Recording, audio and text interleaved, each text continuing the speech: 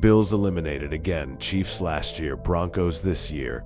NFL officiating under fire. Same story, different opponent. And the same suspicion. Did the Bills get badly done by again? Last year, Buffalo's season ended with controversial officiating against the Chiefs. And this year, the Broncos ended the season in overtime after several questionable calls, not one, not two, but three pivotal calls, all going Denver's way.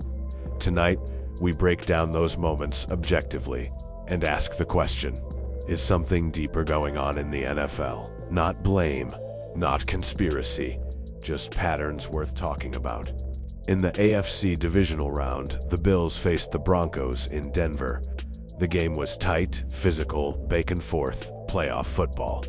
It went to overtime, tied 30-30 after regulation drama. Buffalo won the coin toss and had a chance to go down the field for a game-winning score. But instead, a sequence of plays, all in a row, flipped the momentum and ended Buffalo's season.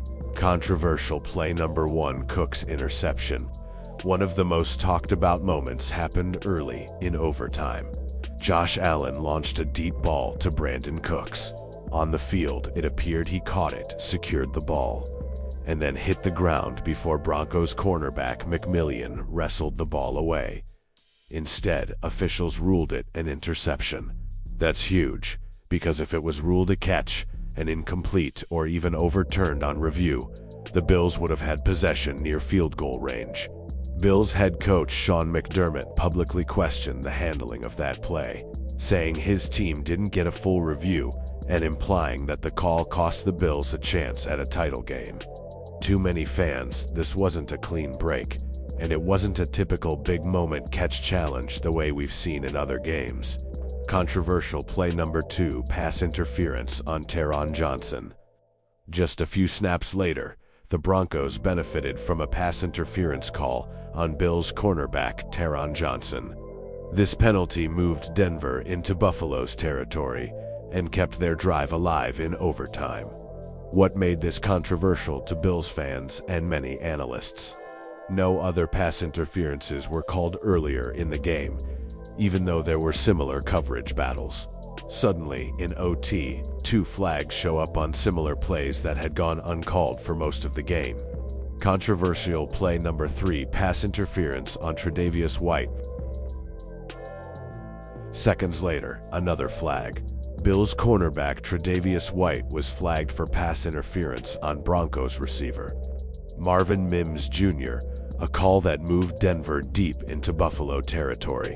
White later expressed frustration, saying he felt he made a play on the ball and that the contact didn't materially restrict the receiver. To many observers, this felt like back-to-back penalty calls in overtime that broke the Bills' defense when no similar calls had been made before. How these plays added up. Here's how these calls affected the sequence. 1. The controversial interception stopped the Bills' drive and took away scoring opportunity. 2. Penalty on Johnson extended Denver's possession. 3. Penalty on White moved them into field goal range. That set up kicker Will Lutz to win the game with a 23-yard field goal. No single call determined the outcome, but all 3 in a row in overtime did. Why fans are frustrated. Here's what many fans and analysts point out. These weren't routine penalties early in the game, they were game-shaping in overtime. Earlier coverage battles that looked similar weren't called until overtime. A very close deep ball was ruled an interception rather than a completed pass. Add it all up and you get a sequence that sensibly benefits Denver and crushes Buffalo's chance at advancing. Noticing a pattern? Last year, the Bills were eliminated by the Chiefs, and that game also included controversial spots that shifted momentum. This year, it's similar, not just a loss, but a series of calls that came at the most sensitive stage of the game. Years like this make fans wonder, is it just bad luck? Or is the officiating in the NFL too inconsistent in big moments? That's not calling conspiracy, it's calling for accountability. So tell me this, 2 straight playoff losses, 2 games decided controversially, 2 different teams. Is Buffalo just cursed?